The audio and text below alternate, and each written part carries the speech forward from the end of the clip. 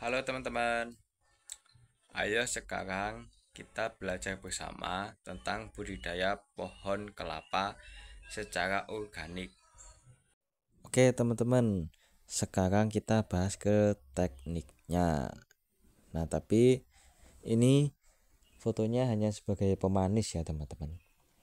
Jadi gini, teman-teman kalau belum punya benih pepaya unggul atau biasanya disebut juga hibrida, teman-teman bisa beli benihnya. Linknya aku taruh di pojok kiri bawah. Oke.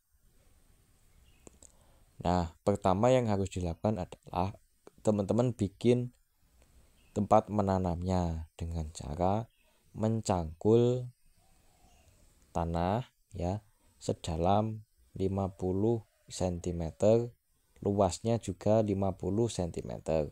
Kemudian tanah itu ya dicampur, tanah galiannya dicampur dengan 2 ember kotoran kambing atau kotoran sapi yang udah lapuk jadi tanah, ataupun kotoran ayam yang udah kering juga bisa, atau bisa juga dengan rumput ya, 2 ember juga dicacah terus dicampur di dalam tanah, masukin ke lubang tanam itu tadi.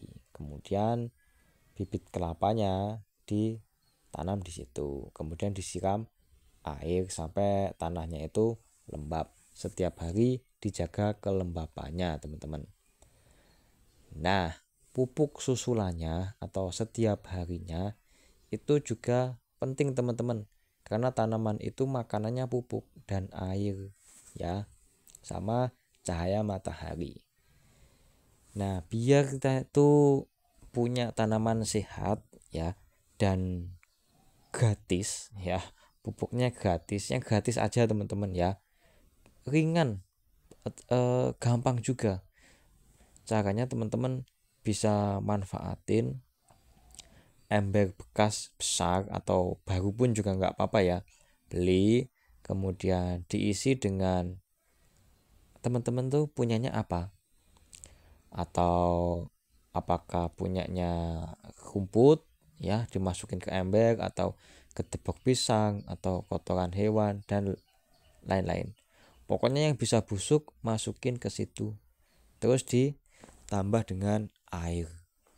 Udah. Nah, setelah itu ditunggu 7 hari. Maka bahan-bahannya itu akan busuk ya teman-teman.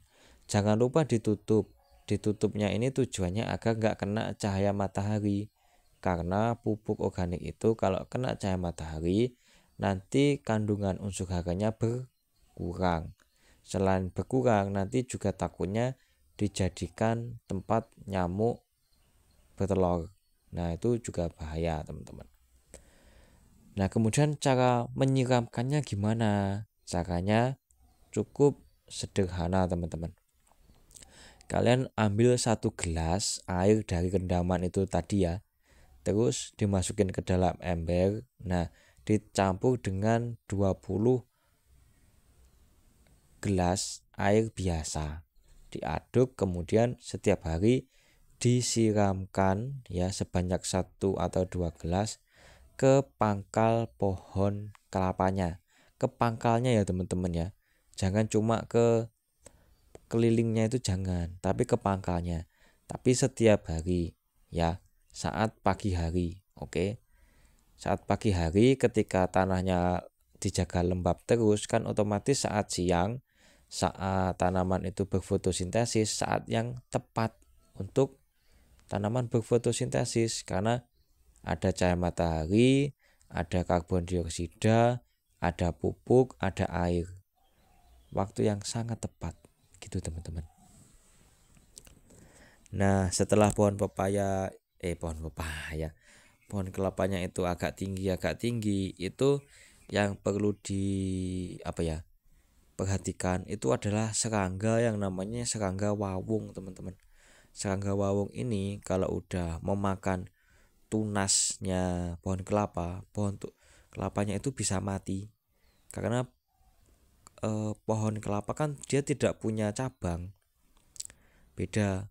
Jadi kalau sekali tunasnya itu dimakan wawung, dia udah wassalam, udah mati dia. Nah, cara yang paling simpel tapi agak ribet itu kita harus naik ke pohonnya, habis itu menaruh semacam insektisida. Itu ada yang di di toko pertanian itu yang lazim digunakan itu namanya furadan namanya. Nah itu biasanya 1 bulan sekali ada orang yang naik ke pohon kelapa, terus furadanya itu disebarin ke pucuk-pucuknya si pohon kelapa itu biar nggak dimakan sama serangga namanya wawung. Jadi wawung itu dia akan bertelur di tunasnya dan akan menggerogoti sampai intinya sampai pohon atau kelapanya yang muda yang di atas itu dimakan. Nah itu itu yang bikin kelapa di daerahku itu banyak yang mati itu ya karena wawung itu. Terus wawung itu biasanya banyak di sekitar kandang ayam biasanya. Wawung capek banget wawung itu. Tapi kalau kita rutin 1 bulan sekali ngasih itu, ya insya Allah tetap aman ya pohonnya dari serangga. Jadi sebuah tanaman itu ada hamanya teman-teman. Aku kira kalau nanam pohon kelapa itu butuh waktunya, kalau yang hibrida itu sekitar 2 atau 3 tahun udah bisa berbuah ya teman-teman. Kalau yang unggul yang hibrida ya, jangan yang lokal. Info lagi ini teman-teman, jadi air kelapa itu termasuk air yang istimewa. Mending teman-teman tuh beli air kelapa deh daripada kayak minuman-minuman yang sasetan atau pokoknya yang gitu-gitulah yang buatan pabrik itu nggak baik untuk kesehatanmu teman-teman. Bagusan yang kayak gini-gini, yang alami-alami kayak gini.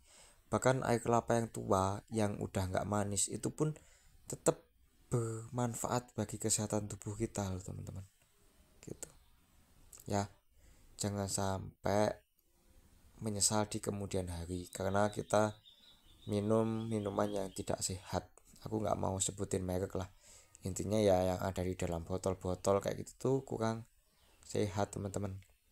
Masih lebih sehatan air kelapa. Mantep banget nih air kelapa ini, degan. Aku sangat suka degan atau kelapa muda ini teman-teman. Masya Allah itu enak banget. Ya wis gitu dulu. Mungkin ada teman-teman yang ingin menambahkan, silahkan tulis di kolom komentar. Kalau teman-teman Islam jaga sholatnya ya. Wis gitu terima kasih, dadah.